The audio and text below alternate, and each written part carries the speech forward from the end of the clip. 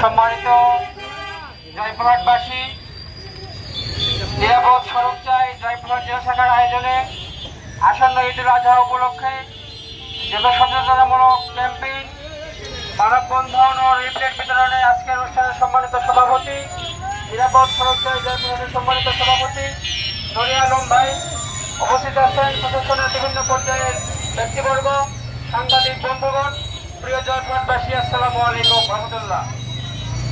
আপনারা জানেন, নিরাপদ সড়ক এটি সবার জন্যই একটি গুরুত্বপূর্ণ বিষয়।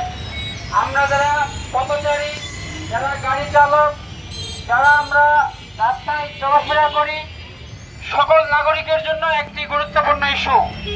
আমরা অনেকে একটা প্রবাদ শুনেছি, একেবারে বাড়িতে না ফেরার আগে অন্তত ধীরে ধীরে বাড়ি ফেরা ভালো।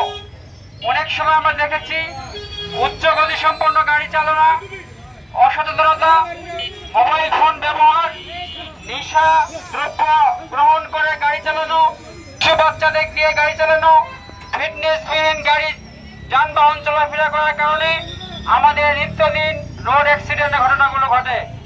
সম্মানিত উপস্থিতি, আমরা আসন্ন ঈদুল আজহা উপলক্ষে যেহেতু এই আনন্দ ঘন মুহূর্তে আমরা সবাই আমাদের পারিবারিক ব্যক্তিগত গাড়িগুলো রাস্তায় আমরা বের করি, আমরা ট্রাফিক আইন মেনে চলবো, আমরা আমাদের গতি নিয়ন্ত্রণে রাখবো, অযথাই ছোট শিশু বাচ্চাদেরকে গাড়ি আমরা দিব না। পাশাপাশি আমরা যারা গাড়ি চালক, পেশাদার গাড়ি চালক, আমরা আমাদের দায়িত্ব কর্তব্য যথাযথভাবে পালন করব, যাতে করে আমার পরিবার, আমার সমাজ এবং দেশের ক্ষতি সাধন না হয়। একটি মৃত্যু মানে একজন ব্যক্তির মৃত্যু নয়, একজন ব্যক্তির দুর্ঘটনা না, এটি একটি ব্যক্তি, পরিবার, সমাজে বিরাট বড় প্রভাব ফেলে। আমাদের প্রশাসন চেষ্টা করে সকাল থেকে সন্ধ্যা পর্যন্ত আমাদের রাস্তার শৃঙ্খলা বজায় রাখার জন্য। আমরা নাগরিক হিসাবেও আমরা যেন তাদেরকে সহযোগিতা করি এবং আমরা যারা গাড়ি চালাই আমরা সচেতন হই, আমাদের নিত্যদিনের চলাফেরা করার জন্য নিয়ম নীতি মেনে চলি, হেলমেট ব্যবহার করি এবং আমাদের লাইসেন্সগুলো আমরা আপডেট রাখি। রাস্তা সম্পর্কে সচেতন যে চিহ্নগুলো রয়েছে সেগুলো যেন আমরা একটু পড়াশোনা করে জেনে নেই। সকলেই নিজের এবং পরিবারের এবং দেশের জন্য নিরাপদ সড়কের জন্য কাজ করি।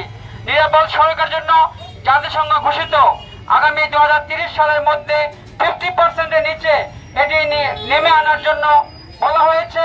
সেই ধারাবাহিকতায় আমরা যে নতুন বাংলাদেশে আগামী দিনে সুন্দর বাংলাদেশ বিনির্মাণ করতে চাই, আমরা সকল সেক্টর স্টেক হোল্ডার মিলে, প্রশাসন, নাগরিক এবং সচেতন মহল, আমরা গাড়ি চালক থেকে শুরু করে সকল পর্যায়ে মানুষেরা মিলে আমরা যেন আগামী দিনে একটা সুন্দর বাংলাদেশ বিনির্মাণ করার জন্য সড়ক দুর্ঘটনা 50%-এর নিচে নেমে আনতে পারি 2030 সালের মধ্যে।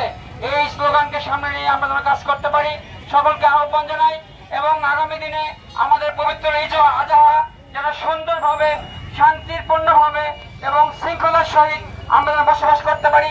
বিশেষ করে আমি অনুরোধ করবো ট্রাফিক ভাইদেরকে, ট্রাফিক প্রশাসনের সঙ্গে জড়িত তাদেরকে, আমাদের জয়পুরহাট থেকে পাঁচবিবি হিলি রোড এই রাস্তায় আমরা দেখি অনেক উচ্চ গতি সম্পন্ন বাইক এবং নিজি বাইক, বিভিন্ন যানবাহন ঈদের সময় বিশেষ করে ছুটির সময় চলাফেরা করে। আপনারা একটু অনুগ্রহ করে নিয়ন্ত্রণ করবেন। পাশাপাশি যারা একটা গাড়ির মধ্যে সাউন্ড বক্স লাগিয়ে উচ্চ স্বরে এই যে ডিজে পার্টি টাইপের যে কার্যক্রমগুলো করে, তাদেরকে পেছন থেকে হরিণ দিয়েও শুনতে পায় না, তারা বিভিন্ন জায়গায় অ্যাক্সিডেন্টের ঘটনা ঘটে।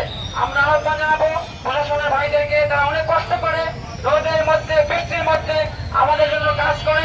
এই ছুটির সময়টা যেহেতু অনেক মানুষের চলাফেরা এই সময় হবে, এই সময় আমি আপনাদেরকে অনুরোধ করবো এই জয়পুরহাট পাঁচবিবি, জয়পুরহাট মঙ্গলবাড়ি এই রাস্তাগুলোতে বিশেষভাবে উঠতি বয়সের এই ছেলে মেয়েদেরকে একটু নিয়ন্ত্রণ করার জন্য অনুরোধ করে আজকের এই মানববন্ধন, এই ক্যাম্পেইন, লিফলেট বিতরণে অংশগ্রহণ করার জন্য সকলকে মোবারকবাদ জানিয়ে আমি আমার সংক্ষিপ্ত বক্তব্য শেষ করছি।